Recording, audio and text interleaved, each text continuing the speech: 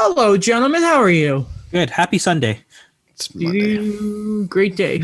I was about to say, yeah. It's a good Monday. Not actually good Monday, but no. It's Good Friday, isn't it? What's the Monday? Is there a fancy Monday?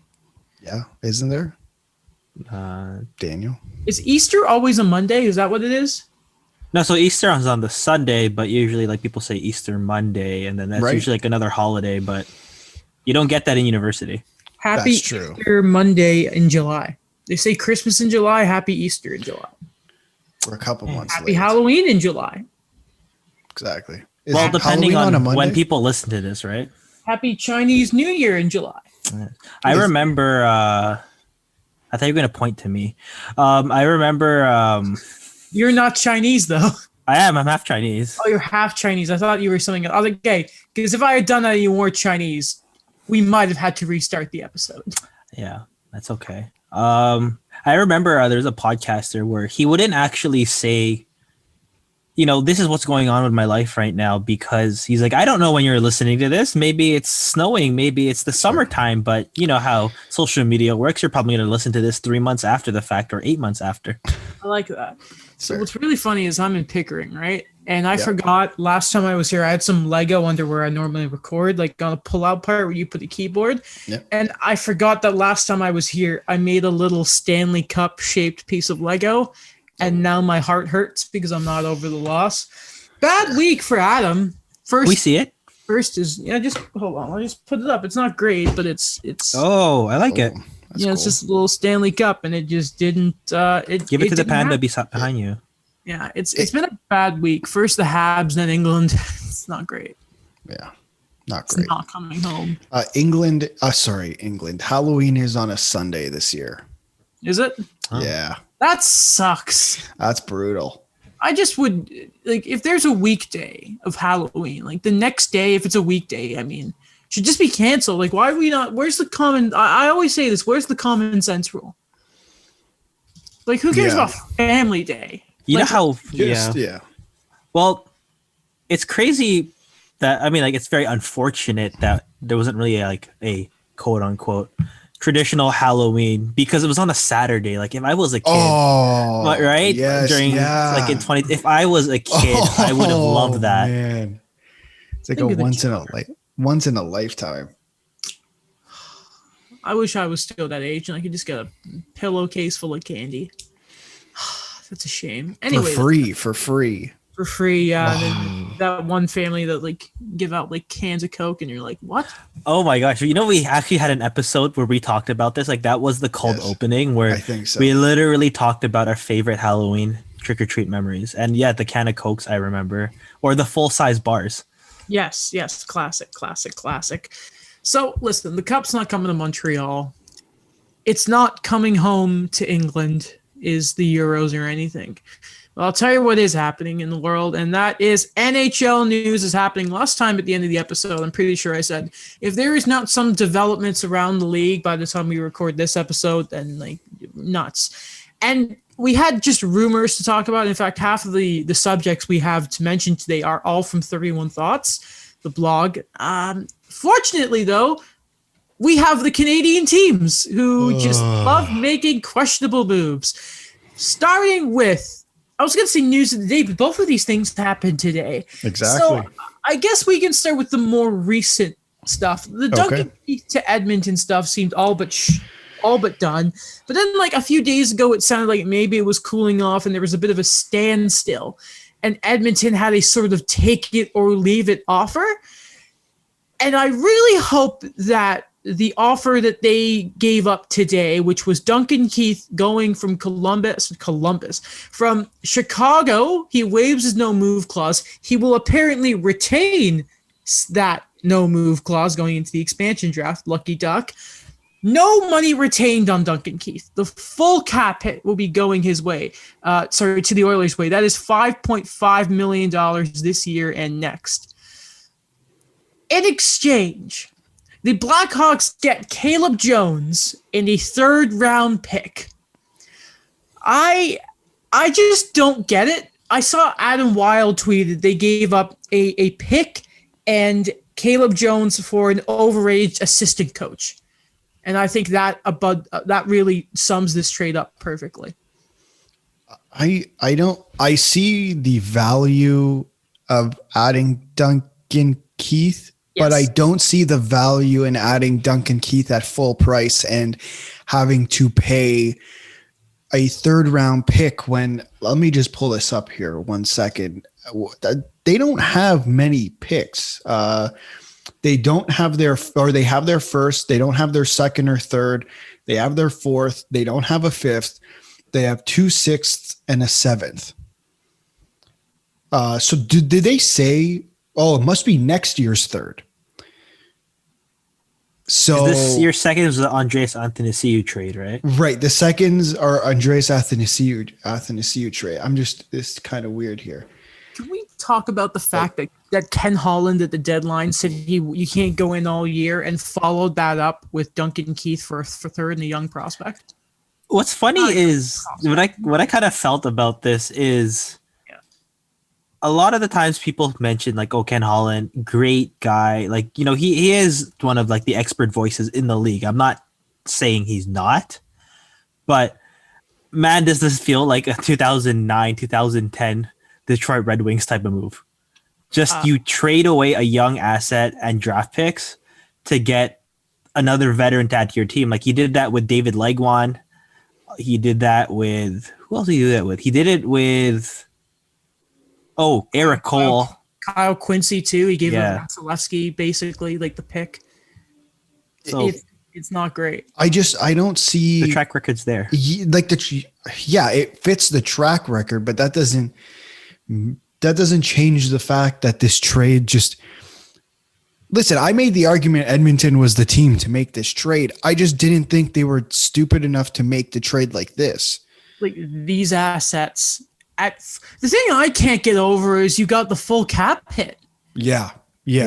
And you gave up like what Caleb Jones. Yes, he's 24, but from what I've read and what I've heard over the season about Caleb Jones, he seems to be like he's supposed to be good. Like he's not going to be a top end prospect or top end player, but he's supposed to be a good defenseman. And say what you want about Caleb Jones, but giving him up in a trade for 38-year-old Duncan Keith, who makes 37-year-old Duncan Keith, who makes over $5 million. And like, to me, adding Duncan Keith means, okay, we are sheltering him. Like, what are you going to do? Play him 25 minutes a night? Like, you can't use him like you use Darnell Nurse. And let's say they don't have Clefbaum. You can't use him as Clefbaum. You know what's I find really, really funny here is the word is Chicago really wanted Caleb Jones because they're trying to make a push for Seth Jones. Yeah. Which was like, okay, cool. Whatever, that's your play. Kind of goes against their whole rebuild strategy, by the way, which was, whatever. Like, I get if the Oilers, because they have other young defensemen. We think of Evan Bouchard. We think of Philip Broberg. But it's just the move to also, and by the way, defensemen take longer to develop. It's a proven fact. So I just don't know. I don't think I'm going to echo what I said about when the Canucks got Tyler Toffoli. If a team like Tampa made this move, you could be like as in not this exact trade, but they make this kind of overpaid move to bring in the defense. Like I referenced it like the Hemo Timonen trade before we started the show. After that, the Blackhawks turned into a dynasty.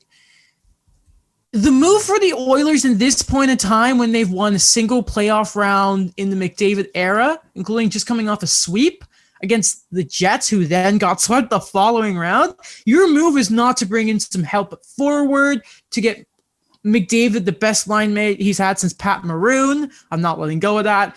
The move is to bring in Duncan Keith at the reaction I keep seeing from Oilers fans, which I think is hilarious, is, well, you're getting a Hall of Famer. I'm aware of that, but guess what? Neither of us for the teams we cheer for and see, oh, great, we're getting early 2000s Jason Spezza and Corey Perry. No, that's done. It doesn't matter if he's a Hall of Famer. Like, if it's a sign, you're like, whatever. It didn't cost you any assets. He will teach the young defenseman. However, when there is no cap available and you need your assets and you need your picks, especially because the Athanasiou and the Andy Green deal, like they didn't work. No, Mike Green, sorry, didn't work out. Whatever. But it's just after nothing being done at the trade deadline, and then everything together for Duncan Keith, who was advanced numbers, were god awful. And again, 37, and he has so much playoff wear and tear on that body. What are you doing? Someone texted me who like doesn't follow hockey closely, but gets the gist of it. He asked me, he goes, is this their way of trying to keep McDavid? And I go, maybe, but if that's the move Ken Holland makes, like that's embarrassing. And I just want to bring something up here. This is from Jonathan Willis, I believe, of The Athletic. Yep, The Athletic. The Duncan Keith trade is the tipping point.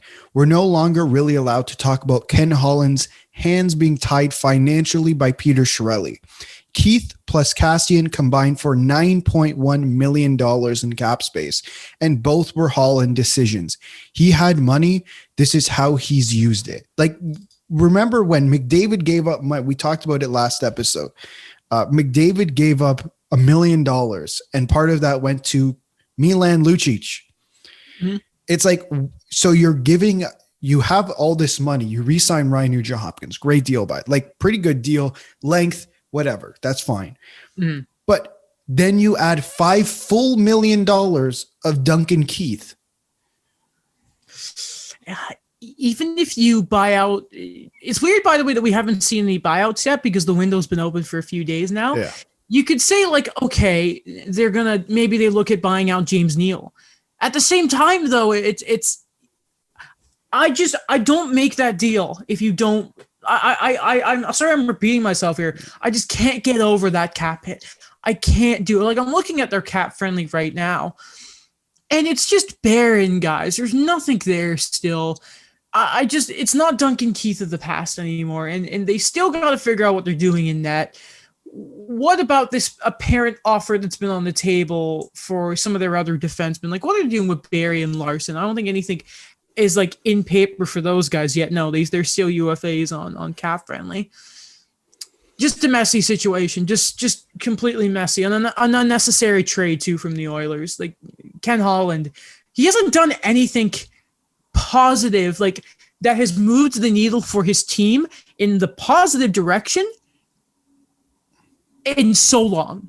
Like, what was it? Moving the Datsuk deal was probably the last big thing he did. I would have made the argument the Athanasiou deal was supposed to be positive, but I think the circumstances of the season being stopped a week and a half, 2 weeks later were unfortunate, because I think by all accounts, like, he should have worked well with McDavid. And I think if you had given him the time, it might have, but again, like, that's 2020 hindsight. Mm-hmm. Anything else you guys want to mention on this front? My prediction was wrong. What was your prediction? I said he was going to be the first captain of the Seattle Kraken. Yeah, that's true. By the way, side note, obviously, great trade for the Blackhawks. Oh, yeah. Nice to get that money off the books. Great stuff. Amazing stuff for them. I'm happy for them. Not really, actually. Never mind. I should have thought about that before I said that. They now have $11 million in cap space. How much of that is going to go to Seth Jones, I wonder? Yeah, they're probably gonna, because I believe they had like 5 eligible defensemen that have to be protected, but they have to protect 3. Yeah. Oh. So it's what? Caleb Jones, Riley Stillman, and Connor Murphy. Because I think Zadorov is gone. Yep. And they should not protect Calvin DeHaan. Man, that's just a whole lot of nothing. But hey, that's what they want to do. That's what I still don't get. Why are you going out there, Seth Jones? Looking forward here, guys. Something I have just seen show up in the doc, actually, unless I missed it. The Blues, apparently, are interested. They're going to lose a really good player in Vlad Tarasenko if they trade him. But if a guy hits free agency, apparently they're very interested in Gabriel Landeskog. Dun dun dun dun. Yeah, this is from NHL.com's Lou Korach, I believe, Great name. where he tweeted out, "Free agency is 2+ weeks away, and one of the coveted players will be Gabriel Landeskog. I'm told the St. Louis Blues will apply a full pitch effort for Avs captain if he hits the open market. The feeling is he'd be a great fit as a left wing teammate with Pal, Ryan O'Reilly, and David Perron." Pal? Are they pals? I guess they're pals, yeah. When did Gabe Landeskog and Ryan O'Reilly become friends? Oh wait, no. Yeah, they were teammates on Colorado, yeah. Yeah. I mean, the Blue. I mean, that's not a bad get if you're them. I mean, I can only imagine how much he's going to get in the open market. He's a good player, man. Like, I don't think people talk enough about how good Gabe Landeskog is. Don't go to St. Louis. Well, okay, it's what we talked about last time. Like, it's perfect in, like, not perfect, but it's ideal in Colorado, right? In terms of a window. And I know it's understandable, like, financial details. We don't know what's going to happen with that. But if I'm him and, you have similar looking contracts more or less, and you're willing to go with either team, I would stick with Colorado. Yeah. Daniel, I have a question for you. Yes. Will he be part of the sign-in trade with Colorado? So Vlad Tarasenko is going to be going to Colorado. And Gabriel Landeskog will be going the other way. Will he be part of that trade? Oh my god! For the drama, I hope that'd be fun. That would be something I would love to talk about, to analyze. Also, that'd be huge. Like, we don't see those types of deals anymore. That's fair. It'd be like a hybrid 1-for-1. We'd only see it in the NBA. Yeah. Right. Are you going to bring up the Stanley Cup? Yeah. So they just a picture just came out of some of the lightning with the cup. I think it's Pat Maroon. Yep. And it's the rim of it's bent, like it's dented. I think there's a rumor, right, that's never actually the cup that goes around. Yeah, I don't think that's the proper cup. Like, there's like 3 versions of the cup, isn't there? Have some respect for the cup, damn it. Apparently, right, there's 3. He also dented it too at like his house or something. I think someone went off like the diving board with it. Yes, I've heard that. Wait, who's gonna go off a diving board with a super? Okay, I don't. It's the Stanley Cup. I hope, man. What's the name of the guy? Is it something Pritchard that goes around with the cup all the time? He's like the keeper, and he looks like Rick Nash. Not Rick Nash. He looks like Ric Flair. God, if you're, how nervous would you be if you're the guy who's supposed to watch the cup in quotations, and you just see like, here's Buddy walking around with dented. Oh, I feel bad. I'm not over. By the way, like, if I was a fan of any other team, I'd love what Kucherov's doing, but the bitterness that's within me, like the $18 million over the cap T-shirt is like, shirt. It's pure middle finger to everyone who's hated it. I want to buy one. Are they for sale, by curiosity? I'm sure you could, or they're going to be like, oh, get a Bud Light here, and it's like doop-a-doop-a-doop-a-doop. Sure. Dan Milstein must be a great agent. Everything that's going on there. I can't. I know that we mentioned that there's not a lot of personality sometimes with the NHL, but honestly, like, I more or less, I like the trend. I like that they had the bunch of jerks for Carolina, and then they have this now. Or even, what is it? The shirt you bought? It was 3-1. Yeah, it was 3-1. Yes. Yeah. Where did you buy that? At Trico Sport, which is like the apparel shop that's like attached to the Bell Center and all that. I bought it from like a blogger online or something. No. It was like a shirt that Montreal designed and like okay. And they sell. Yeah, it's great. And it has, like, for those of you who don't know, because I don't even mention it on the show, it's like it has 4 different pictures, and it's like the best moments from the series versus the Leafs in Montreal. And in the back it says it was 3-1. Great stuff. Great T-shirt. I'm gonna go mini golfing with a friend of mine in a few weeks. I'm gonna wear it. He's a Leafs fan. It's good stuff. Fair. I'm not over the cup final. God damn it. All right. When can Alex and I join with you guys? I don't know. Come ahead. Okay. We'll figure it out. Where are we going mini golfing? We'll have a 2. There's a place in Markham. Oh, yeah. Okay. No. It's I'm in Pickering. Oh, okay. It's a place in Markham. It's actually like a legit like mini golf, like 2 different. What's it called? I don't know what it's called. The Putting Edge? Pirate ship. I don't know what. I couldn't tell you if he said it. Anyway, Mini golf Markham. I don't know. No, I don't. Daniel's searching it up or just running through the Rolodex in his head. The Ottawa Senators were doing. I feels like every time we talk about the Sens, it starts with the Sens were doing so well until today. They have hired as VP of Player Development Pierre Sorry, let me say this properly. Former head coach of the Hartford Whalers, Pierre McGuire, is the new senior VP of Player Development with the Ottawa Senators. Now, I think before we go forward here, we should talk about the positives, because the reaction has been that of a lot of fun, is I think I'll say, for hockey Twitter. And trust me, there is a lot to criticize about this hire. However, it's got to be pretty cool if you're a player and all of a sudden your VP of hockey development knows about your whole story as a player. And it's like, so you played AA, AAA for the Holden Hurricanes and won the OMHA title at that, and all that. You'll know their histories, I guess. But this is such a weird hire. It's really cool that, sure, that's really cool, but I think we're just pulling at strings to find the positives here. It's just, how do you hire a guy that is so anti-analytics? Because he's so obnoxious about it. Like when he did the NBC broadcast. And or the Splitting Chicklets interview. I haven't watched it. I don't. It was when he talked about Barclay Goodrow and Blake Coleman. Like, those are the guys you win with. And then everybody said, like, they're the people that would represent good analytical numbers. And then Ashton Reese is another one. Yeah. What are you doing, guys? Like, here's my one thing. Do not put him with players.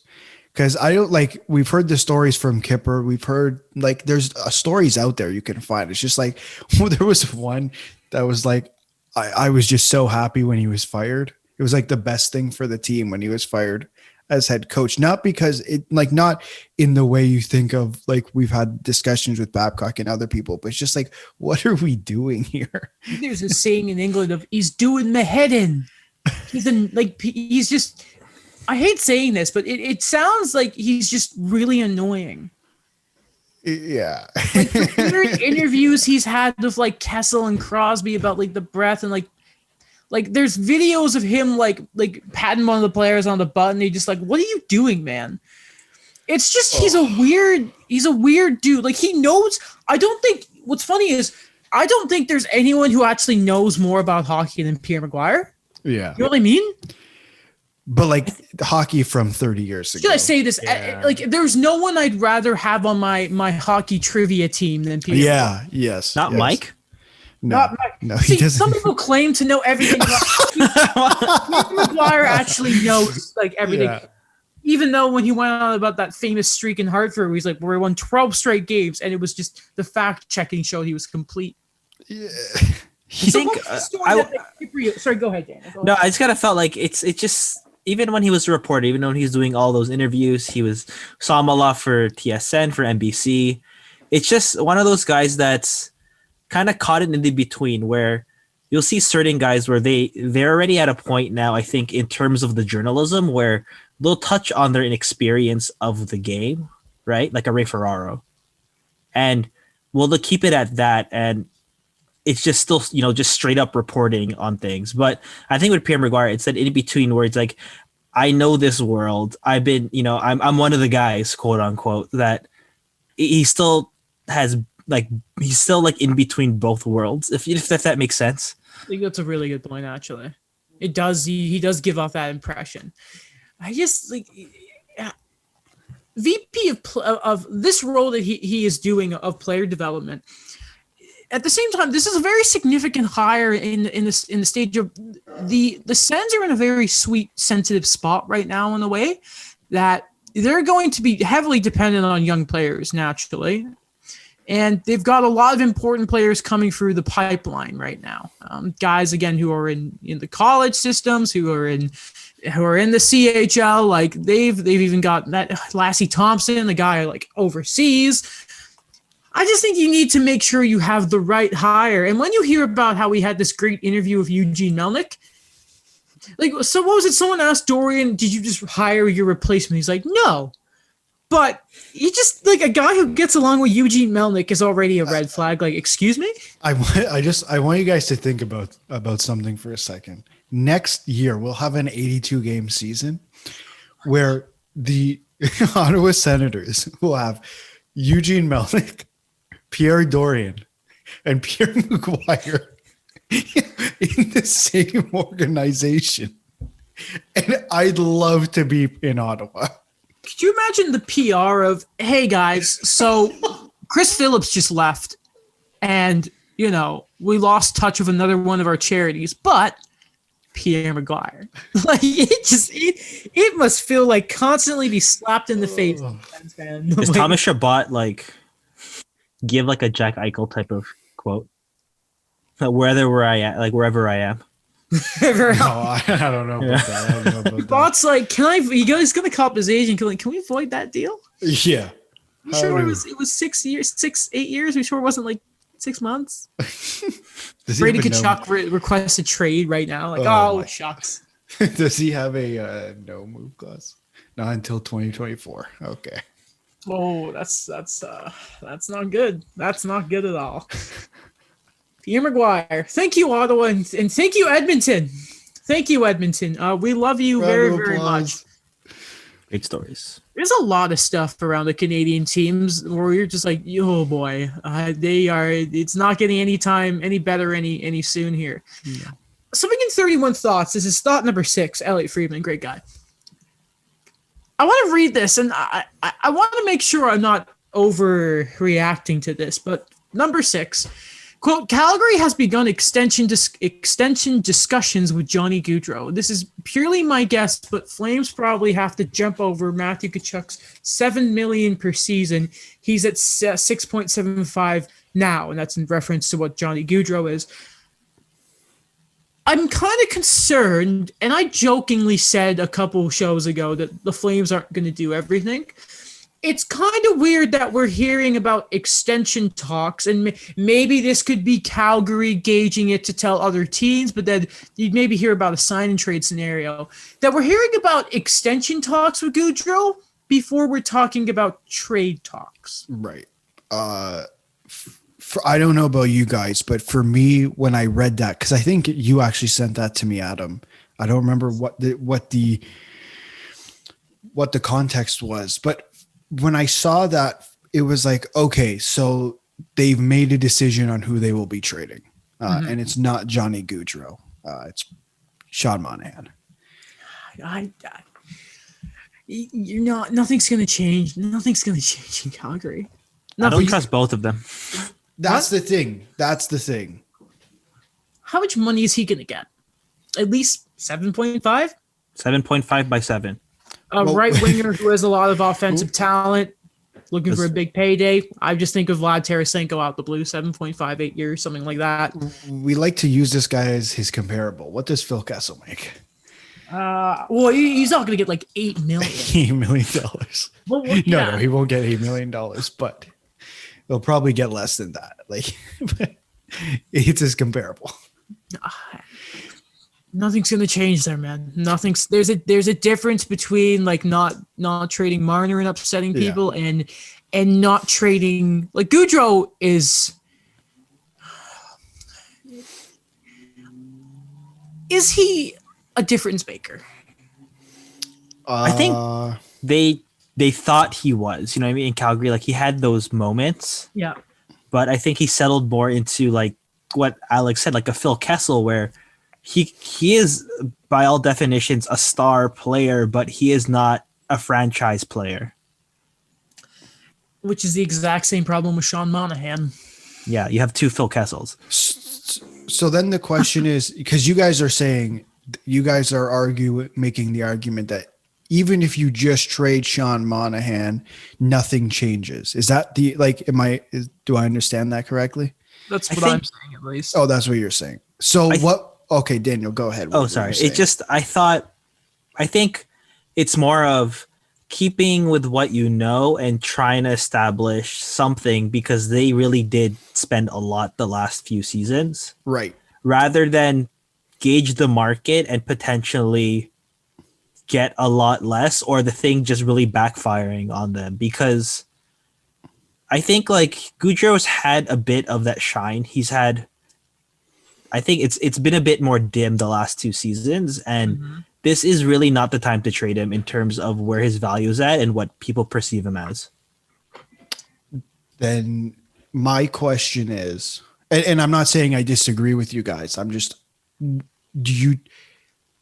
how do you fix this? Because I don't necessarily, like, if you trade Monahan and Gaudreau, you have to get a significant piece back, like, to fill in that spot. And then you have to remember Matthew Tkachuk's up next year. I know he's an RFA with ARB rights, but you still have to say, okay, like, how do we get Matthew Tkachuk to stay? Well, it's funny, Daniel, you kind of mentioned gauging the market. Have they even done that? Like, to see what they could get. You know what I mean? Like, I think at this point, obviously, we talked about this before. You can't trade Markstrom. You can't trade Tanev. It really feels like Giordano's going to be gone, but you still have a lot of really good young talent like Anderson and Hanifin and the Manjapani guy, Malamaki, and all that. Not Hampus, Jesus. Elias Lindholm, another good player. You could, like, and we've talked about, via like all those contracts, they can't rebuild. However, you can retool. Right. See what you can do. Change the identity of that squad, because right now there is a stink in Calgary of they are not together, and it can never truly move on. If I think, in my opinion, at least with those 2 guys there, are you going to lose out on it? Maybe. If they don't, are you patient with it? Do you wait until the trade deadline or something? And you'll try and pull what happened with Matt Duchene and try and maybe Treliving can all of a sudden just kind of save his image. I don't know. It's just, you could at least do the due diligence of seeing what is out there. Right. You know what I mean? It takes one team. It's not even one team. It takes 2 teams to start a bidding war. You know what I mean? And Gaudreau does not make a lot of money right now. And I think I don't exactly know what Monahan's is, but what Gaudreau's up next season. Yep. Monahan the year after. Yeah. So, like, that's not going to be too crazy for a team. I just think, it's, you got to get rid of the stink there, man. You got to call in the exterminator, and the exterminator is you trade Gaudreau to, I don't know, Edmonton. I was actually thinking about that for a split second. I'm like, hey, McDavid, it would be, obviously it would never happen, but wouldn't it just be amazing? Like, they would be wicked together. They would destroy worlds together. They would. Like Thanos? Yeah. Inevitable. I don't know why I said it like that. Snaps around, guys. Snaps around. Anything else you want to talk about with Calgary? They are a mess. I think. Yeah, go ahead, Daniel. If they trade one of them, then like that'll help establish like, okay, we mean business. Mm-hmm. But I'm still in like that what if they don't, what if they do kind of situation, because they trade Monahan that further reduces their center depth, and I don't trust any of their centers. And then you trade Gaudreau, and he's been like a de facto kind of like hopeful face of the franchise, like not a full-fledged face of the franchise, but he's always had a bit of that hope where it's like, oh, we snagged him late in the draft.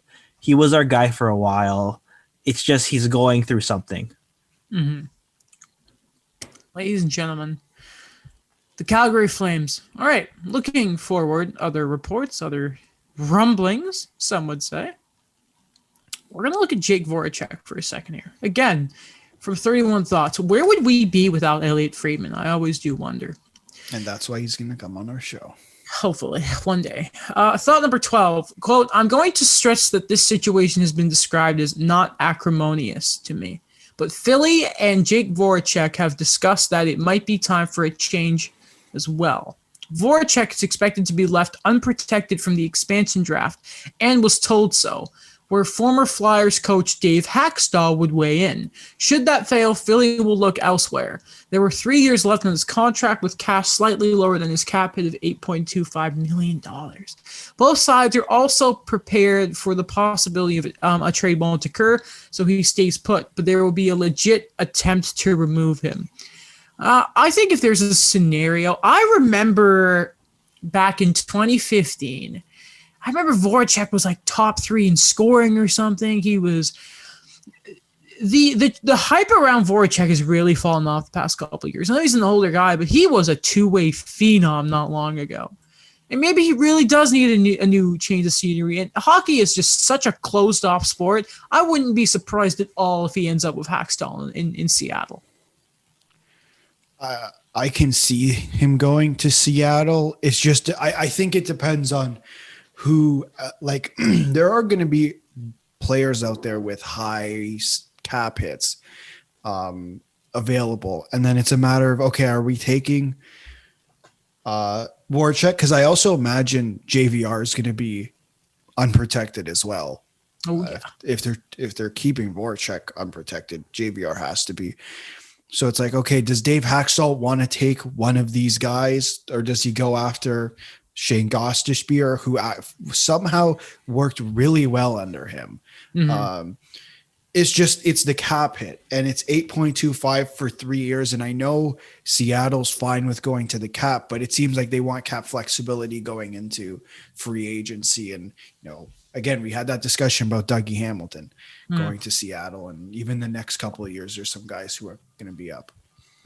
I think, again, it's another thing of Philly where they have so much money attached to these guys. We've mentioned God's is fair, JVR, Voracek, where it just hasn't worked out, where I think they might, this is just my opinion, I think they might have to take a loss on this if he's not selected, or do some form of compensation thing, because that's a lot of money for a guy that's really underperforming, where, he had those crazy breakout seasons, but looking at what the core is now in terms of what the money is being attached to, there's the Claude Giroux, there's Jake Voracek, there's JVR. These are guys that you don't build your top 6 around anymore if you want to be a winning team. And I really don't think the Flyers are in any position to say that, hey, we're going to do a full scale rebuild, because they're a team where they've drafted pretty well. They have established guys who could come up, but it's all about how are you going to be able to pay these other young guys moving forward, or how are you going to keep on relying on someone like who Jake Voracek is? Because honestly, I like the guy. I've always I thought he was a good player. I like his random interviews. Sometimes his answers are pretty amusing, but I don't know what the Flyers are going to do, because they're a team that we've seen for so long how much money they've committed to guys, and it just hasn't gotten them anywhere. They haven't been to the finals since 2010. Just to add to Daniel's thing about paying young players, Nolan Patrick's up this year. Travis Sanheim's up this year. Carter Hart is up this year. And next year, Sean Couturier is up, who makes $4.3 million. Oh my roll. And as in that is the 2022 summer, right? Correct. Okay. Cat friendly, man. Why do they change over so early? I hate it so much. They kind of, a good defense, always some questions in goal, and underperforming forwards. Am I talking about Calgary or Philly? Spin the wheel. Whoa. The thing is, we were last year we were having a discussion about Philly, and now we're having a discussion about them. Daniel's mentioning rebuild. I'm like, where are we going here? It's funny, where a good theme I have with the Flyers is the way they throw things, like they throw money or assets to certain things to trying to fix their problems. Yes, JVR, that's the key to bringing back a solid top 6 guy for this long. And then now it's we had a really disappointing season and we let in a lot of goals. So let's get Seth Jones. Philly. Always a fun time are the Philadelphia Flyers. Okay, we're not completely done with 31 thoughts, but thought number 14. Goaltending situation to watch with what am I doing today? Will Carolina qualify Alex Nedeljkovic? It seems crazy to ask, but there are rumors that Hurricanes are not crazy about his arbitration award potential. I'm not always good with comparables, but Vancouver's extension with Thatcher Demko puts his last 2 non-UFA years at 2.5 and 4.5 million, including a $1 million signing bonus. Same situation Carolina is going through with Warren Fogle. There's been a lot of interest with him. offer sheets back to back, second time in a couple of years, it's not a question I'm sure Carolina fans are excited to see. Is you see this young goaltender who's got a lot of promise. I think people were waiting for him for a couple of years now, and what could have been a situation if they didn't run into Tampa Bay? How far would they have gone in the playoffs? But it's going to be a very questionable offseason for Carolina all in all. That we already knew there were depth guys, including Warren Fogle, that there were questions about whether they were coming back. Who knows what's happening with Dougie Hamilton. But now a young goaltender, the one position that this team has been screaming for years. Since they've been good. Yeah. Because since they've been good, and then Daniel will say, well, they have, like, if I bet on episode 1, we had Daniel. If we ever talked about Carolina and goaltenders, Alex Nedeljkovic's name most definitely came up. And now we're having a conversation about them not re-signing Alex Nedeljkovic, who they seemingly have been waiting for the same way that the Canucks had been waiting for Thatcher Demko. Mm-hmm. Like, it's just a confusing situation in my eyes. It's just a weird journey for him. Like, he was kind of like their guy in the prospect pool that, he was really solid in the World Juniors, and then he got a few spots there, but then he's been through waivers for them twice already. And then he becomes like a candidate for Rookie of the Year, and then now they're like, I don't know. Like, this is a team where, what are they going to go back to for this? Like, in terms of, like, you could go into free agency, but like, this is something that every team would want. Like, this is a young guy that you still have the potential for him to develop even further. Also, no, go ahead. I was going to say, he'd get snatched up in the first few days of free agency. Yeah. He wouldn't be as expensive as maybe some other goaltenders too, because he's a younger guy. Carolina, they're an interesting team as always. Sebastian Aho wanted to leave, by the way. Never forget. Okay, Leafs and Habs to finish off. We'll start with the Leafs because of the playoffs. It's been a lot of Montreal stuff lately, and then starting off with the Leafs. Mm-hmm. How do you pronounce this new assistant's last name? Dean Chenoweth. I'm not sure. Who, funny enough, I believe was the assistant coach in Carolina who just left. Yeah. And from what I understand, ran their power play, which was pretty good. Penalty kill.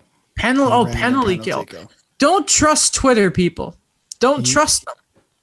Yeah, I believe he ran their penalty kill. I'm just double checking now. That's still pretty good. Either way, I think they finished their penalty kill, finished third this year, which the Leafs penalty kill wasn't horrible. It was their power play that was horrible. Yeah. But again, like, you lose Dave Haxtell, who goes to Seattle, and to get another guy who can work a penalty kill. And listen, like, personnel does matter. And the Leafs personnel in terms of penalty kill hasn't been fantastic just because they haven't had a center. Like, it's been Alex Kerfoot and Zach Hyman playing center. It's like Zach Hyman played with a torn, what was it, an MCL against Boston? It was like, yeah. And they still threw him out there knowing that. But that's a different story for a different day. But I think that if it worked in Carolina, I just hope that philosophy can work in Toronto as well. I like to maybe think it's like, listen, if you are someone who gets to work with some of the defensemen in Carolina, yeah, I'm sure eventually you would see some of the tendency that makes those defensemen special, right? And maybe you could bring that over. It's so strange, the special teams. I think it's a good hire. You know what? As messy as the North has been, the North, I can't wait for it to leave. As bad as a news week it's been for a lot of Canadian teams the past few days, the Leafs are on the up here. And what's interesting you mentioned there, Alex, is you talk about Kerfoot and Hyman. What's really unfortunate is both those guys are probably gone.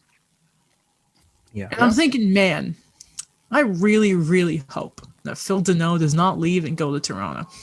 Oh With wow, what that'd money? be I don't know. They would figure it out.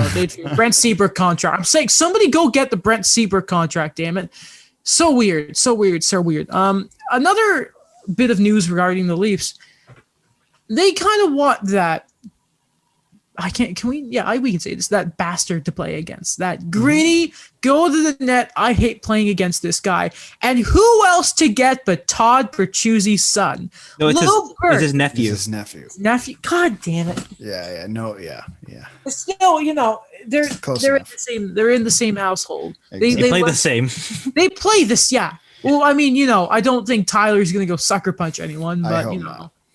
No, of course not. Of course not. You'd have But to the media would love that because Hello, Steve Simmons. Traders. What? They are apparently interested by Yeah. the way the Leafs are in Little Bert, as I commonly call him.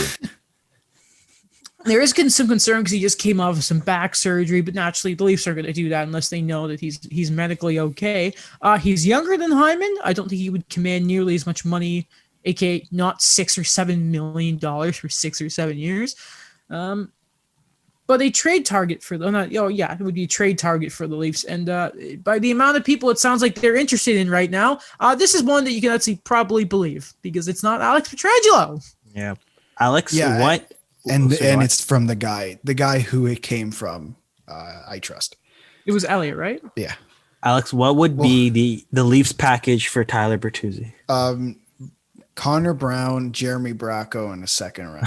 No, I'm not entirely sure. Like, I hope they don't give up more draft picks because they're very thin. Mm-hmm. They have a second, a fifth, and a sixth this year, and then next year a first, a second, and a seventh. So it's extremely thin, and they've done a decent job. Like, again, we won't know the last couple drafts, but just from the last year or two in terms of development, people have been saying they've done a good job, but again, who knows? I'm not entirely sure. Like, you're probably giving up a prospect. If they're not that into Timothy Liljegren, that's my first guess who's included. Like, we're going to have to figure this out eventually. Like, is Timothy Liljegren a guy we're going to play or is he not? Like, he's 22. At least give the guy a chance. He's played. They threw him into a game against Chicago, which was brutal for the entire team. And then it's just, I feel like I haven't heard about him since. It's going to be prospects. Like, I'm looking here. You're not probably giving up Rodion Amirov. Like, it's a Mikhail Abramov, a Semyon Daragachintsev, a Philip Hollander. There's Joey Anderson. There's Timothy Liljegren, Mac Hollowell, one of their goalies. Like, it's a combination. I don't see how you give up a roster player either. Like, it's kind of thin to give up a guy of Tyler Bertuzzi. Now, he's not going to command. What do you guys think Tyler Bertuzzi's value is? Around $4 million. Yeah. Okay. Yeah. But in terms of like a trade package, like Oh. what are we looking at? I don't get why Detroit want to give him up.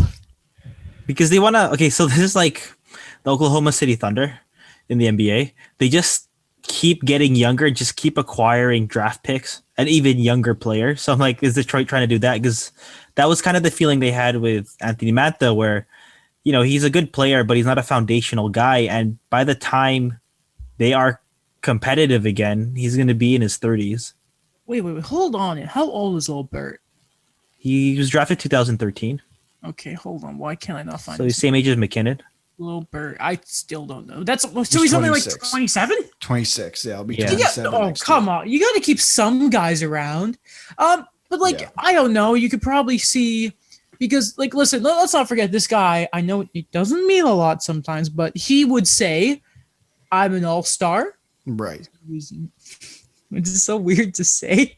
Plus, if there is a trade, he would probably have the leverage because it's like, so you want me. But like, That's I the would thing. assume like the package would be like, it's like you're not going to give up a first. No. Like the Leafs hang up the phone. That's the like, yeah, it would probably be like a second and a B prospect. Like like that's like the type of, you're not going to give up more than I would say LA would give up for a for why can't Victor I'm so Arvidsson. bad with names when we start recording. Yeah, Victor Arvidsson. I don't see it being more than that. Yeah, no, I could agree to that. On the contract thing, you are not signing, you're not trading for this guy, Tyler Bertuzzi, I forgot his name there for a second, without being able to talk to his agent. Like that's just, the team went through that before with Jonathan Bernier. And if you do that again, like that's a huge mistake. Like you're not going to trade him. You're not going to trade for him and not know if he's interested. And because again, you are giving him all the leverage.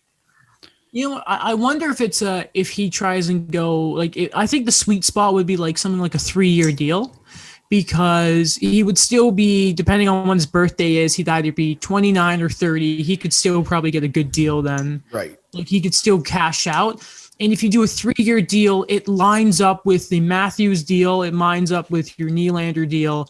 It lines up with the Muzzin deal. It lines up with the TJ Brody. And that's it. You don't want too many players lining up at the same time. But Bertuzzi, the way he plays when that contract would initially be done is when you would say goodbye. Yeah. And again, like unless you're a big player for the Toronto Maple Leafs, no offense, but they are a second thought compared to the big four, as it should be with any team. So I don't know. For them, you probably do a 3-year deal around $4 million, and you should not give up the sun and the moon for him. Is how I kind of imagine it would go. I'm not a GM, but you know. No, I agree with that. Yeah, I agree with what you said there. I actually love that. That'd be like a scrapping guy that's still in his prime. He could play anywhere in the top 9. You're replacing Zach Hyman. Yeah. Yeah. Oh yeah. This guy's gonna take stupider penalties. Yeah, but you get to a point where you're like, okay, I can accept it if he does, right? It's like it's the typical like Marchand gives like a stick between the legs to a guy, and as a Bruins fan, you're like, okay, I can take that. The Leafs also apparently, per Friedman and 31 Thoughts, are interested in Rick Tocchet. Something I really hated about how Elliott wrote this thought was later on he also mentioned how Habs assistant coach Luke Richardson's up, and if he hits the market, then potentially it could be a fit. I think that was for the assistant coach position. Yes. So I guess those rumors are kind of squashed, kind of outdated, I guess. Well, think about it. We don't know exactly what they're going to do. So remind me. So there's the new guy. Yeah. Who are the other assistants? Manny Malhotra, who does PP and forwards. Mm-hmm. Paul McLean, who's like we'll find, you know what? I'll just search up Toronto Maple Leafs coaching staff. They have a few guys, but I don't see Tocchet or even Luke Richardson taking a deal where they're not on the bench. Yeah, leave him alone, please. Right? Yeah. You've been through enough. So Sheldon Keefe, Manny Malhotra. They have Dean Chinwalworth, Paul McLean, then Steve Briere, who is their goaltending coach, Sam Kim, who's their video and coaching coordinator, who is new, Jordan Bean, who is their video coordinator and statistical analyst. Do we know the situation of Malhotra's contract? I believe Friedman is making out to seem like he is staying. Oh, okay. Well then, okay. Yeah, never mind. Elliot, don't tank our segments like that. How dare you? Rick Tocchet, I feel bad for him. By the way, the full Oilers Hawks deal is out. Would you like to hear it? Yeah, sure. Okay, so it's Duncan Keith and Tim Soderlund, who I believe is a young guy, but I'm not entirely sure, for Caleb Jones and a 2022 third-round pick. Let me just go double check this here for a second, because I think that means they don't have a second and a third. Oh my God. Did you see the condition? Yes. That is next. The 2022 pick will become a second round pick if Edmonton wins 3 rounds in 2022, and Keith is among the top 4 in Oilers D time on ice during the first 3 rounds of the playoffs. So daily face-off, and we'll figure out where he's slotting in, but they probably won't win 3 rounds, so it's probably going to be a third round pick. But there is a chance that he plays, like daily faceoff already has him in their top 4. Oh. So it's going to be a third because they're not winning 3 rounds. Right. Yeah. By the way, something else I just saw that was really funny on Twitter, but also kind of kills me. The Cup did sustain some damage today during Tampa Bay's victory celebrations. It will go to Montreal to be repaired. God damn it. That hurts so much. All right, where are we here? Oh yeah, and I forgot this happened too. God damn it! What a bad week. What a bad sports week for Habs fans. So beside the fact Luke Richardson's deal is up, hopefully he stays. I would be really sad because he does PK in defense, and the PK was like 90% in the playoffs. Daniel, how do you feel? Are you happy? Are you happy in your life right now? Are you happy as a Ducks fan? How do you feel as a Ducks fan? Are you happy with yourself? Are you happy with the coaching staff? No, I kind of feel like things are in flux. They need to get a lot better, and these are rough times for the Ducks, but yeah, it's not like I haven't seen this before. So how do you get better in this league? Just curious. How do you get better? What do you have to do well to be a good team in the NHL? Development. Yeah, that's true. Look at Tampa Bay, by the way, and like just look at their roster and look where everyone was drafted. It's actually hilarious how good they are. So the Ducks have made a hire to be the new head coach of the San Diego Gull, and if and I'll tell you, if their current head coach, if Dallas Eakins doesn't do well, the Ducks already have their next head coach in place. Right. They have hired former Laval Rocket head coach from the Montreal Canadiens organization, Joe Bouchard.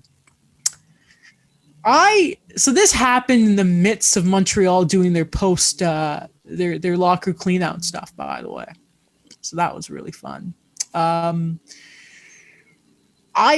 so pissed about this. Like, I can't put this any other way. This is terrible. The Habs losing the Cup final to a Julien Brisebois team. Yeah. And then a few days later, the guy who everyone wanted to be coach is now gone. Apparently, nothing's been quite confirmed on this first note. Apparently, there was some disagreement about how exactly Montreal would do some developmental stuff.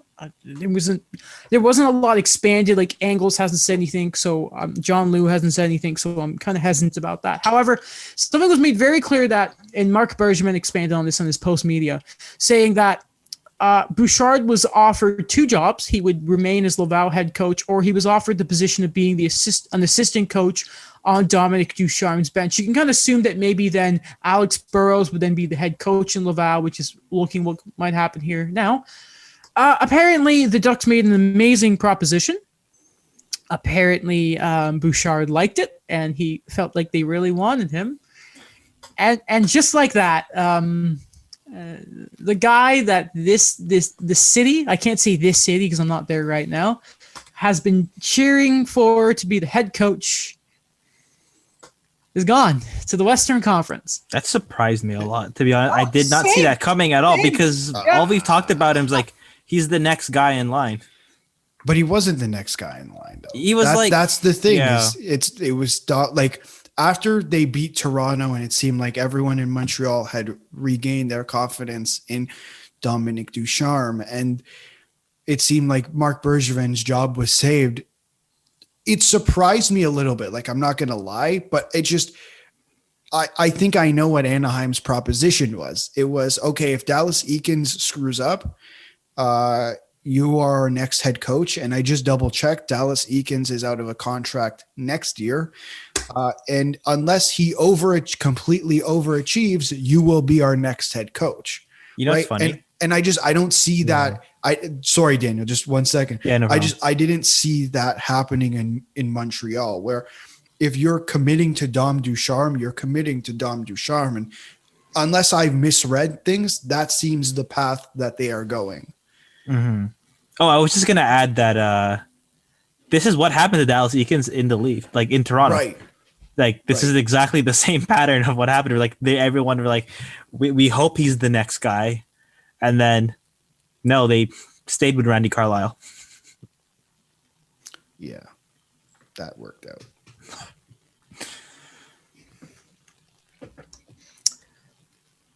In the same breath, Marc Bergevin said that he has 1 year left on his contract. He will honor it, and that's all we know. Do you think he stays on? I don't care. I want him to leave now. I'm sick of it. I'm so sick of it. That changed so quick. Well, I know. Because here's what's going to happen, right? In a span of a month, the Habs are going to have lost in the Cup final. Yeah. They lose the next prodigy, the guy who should have been the next head coach of the Montreal Canadiens, who the players love. Evans made it very clear that he loved having him as a coach. Okay, right? How much did we hear about when players went to Laval, came back up, and how great they were, right? Okay. Yeah. So Cup final, lose Bouchard. They could lose Luke Richardson. Phil Deneau could leave. And they could lose Jake Allen to expansion. That's a lot. And watch there, and if they, I don't know. It's not a good feeling. No, it's not a good feeling. No. It's not a great. It's not amazing because if they've got to make a hire, like they need a new assistant because if Barrows is going to go down to Laval, I think. This is whatever. I mean, sure. I will first off, whoever it needs to be someone who can, funny enough, run a power play.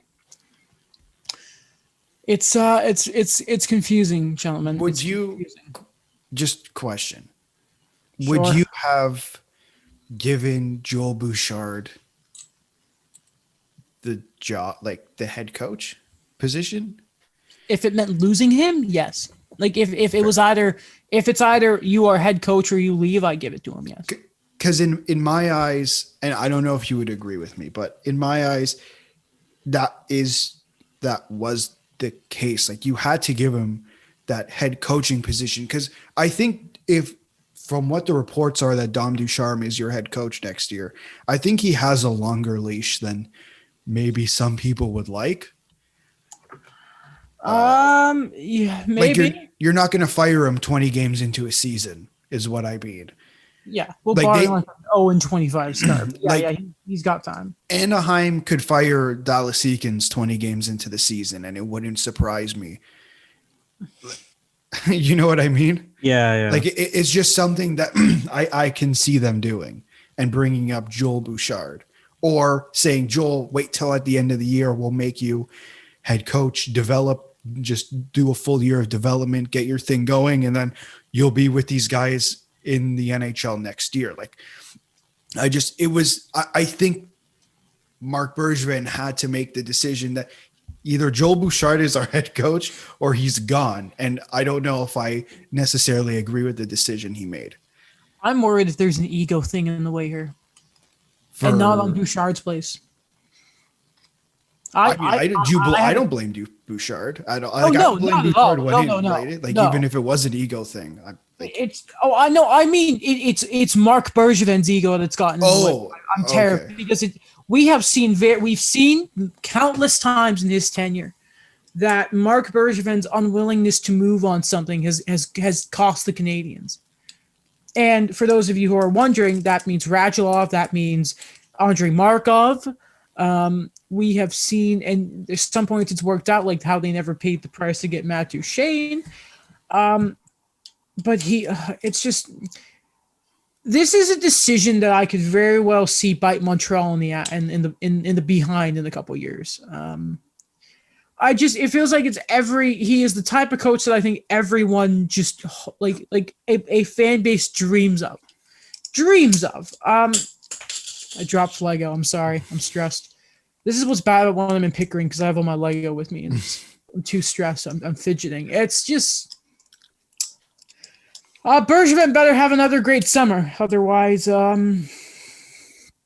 don't know. We haven't seen how this style of Montreal is going to work in a full regular season, as in like the way they played in the playoffs. We'll see how it goes. We'll see what changes there are. But man, I'll tell you, it's not been a great week for Habs fans. Or is it where we had 2 weeks yet? Who knows? It's just been the COVID week and a bit. Week and a bit. The COVID has just destroyed any semblance of time. I think most people have, myself included. Yeah. Oh, can't believe it's still 2019. I thought the pandemic started in obviously COVID was a thing in 2019, but our lockdown was in 2020. Yeah. But I remember the other day I was like, did it start in 2019? Yes, but no. It was like, So when we go back to Ryerson, what year will it be? When do we actually see each other on campus? 2021. we don't know exactly what's going on with campus right now. So I mean, like in our minds, what is it going to be? 2019, 2020? We will be students of creative school. Oh, that's true. Let's change the name of the faculty. Still haven't changed the name of the school.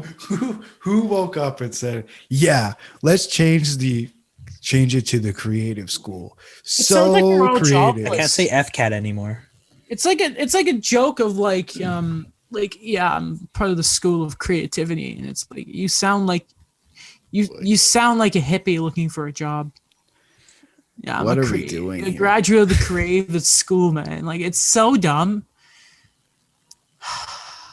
I'm so upset. At least the Oilers are there to make me feel better about how dumb they actually. And the Senators.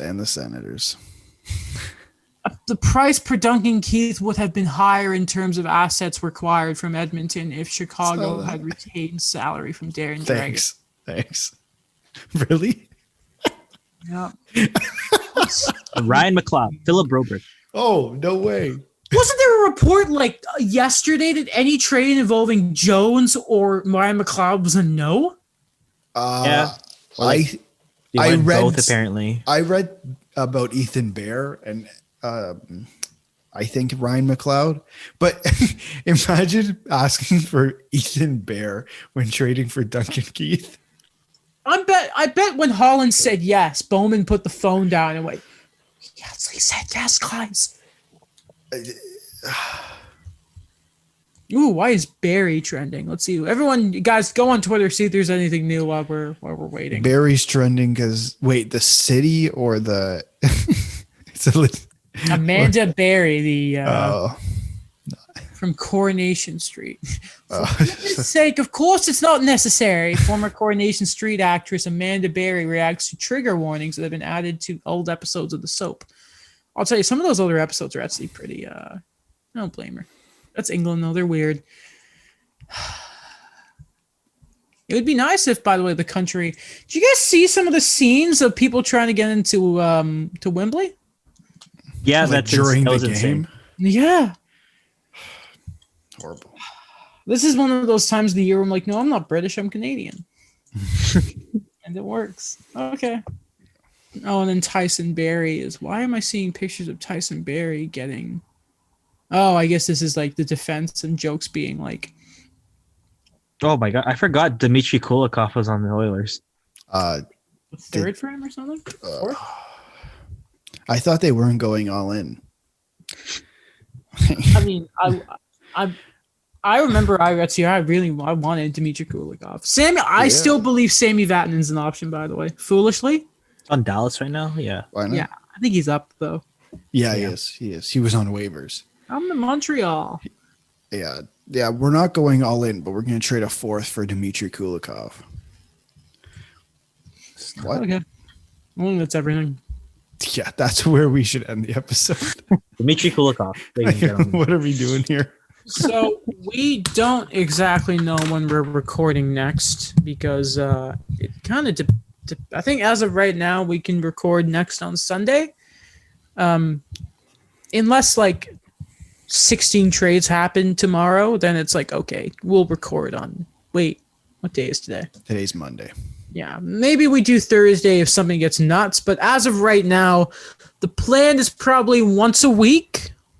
If we end up recording on weekdays, it will be later in the evening. If it's a weekend, it probably is the normal afternoon time schedule. But it's going to be one a week unless it's a super busy week. And then probably after free agency, no matter what, it's probably going to be one a week until the season starts up, or probably towards the end of training camp, because we're not going to spend 2 episodes a week talking about preseason because no one cares. No one. Oh, God, what a mess. You'd have to have like live updates of who gets sent down. Sacre bleu! We're just having conversations about like Caleb Jones being sent down for a game. Joel Smith has been sent down to the Utica Grizzly Bears for the 4th time in 2 weeks. It's only a paper transaction, though. Timothy Liljegren once again does not make the team. I can't wait for that inevitable week of like, this person should so get claimed and no one does. Remember how nuts we were when Sven Barchi was available? And it was like, Edmonton, go. Yeah, now he's probably getting bought out. Yeah, but remember that same week, there was like so many wingers that were better than what. Like, we were having like discussions on who's better, Josh Hosang or Josh Archibald. Like, we were having these discussions. Free Josh Hosang. Like, oh my God. And with that, thank you, The Voice Ed. Great platform as always. Check out the show on all its social medias, including TikTok and all that. It's great stuff. Follow all of us on Twitter as well. Check out Alex's blog, Daniel's stuff for the Hockey Riders, old stuff for the Eye Opener, CGRU stuff eventually. Check out my YouTube channel. There's a video coming soon. I'm just not over the loss yet. If you're waiting, then sorry. You have to wait. I don't know if you hear a motorcycle, but... Yes. Haven't heard one of those in a while. Yep. That's how we know you're back in Pickering. Yeah, that in the room that's way too hot and I have a fan on all the time, and it's like, oh man. That's it.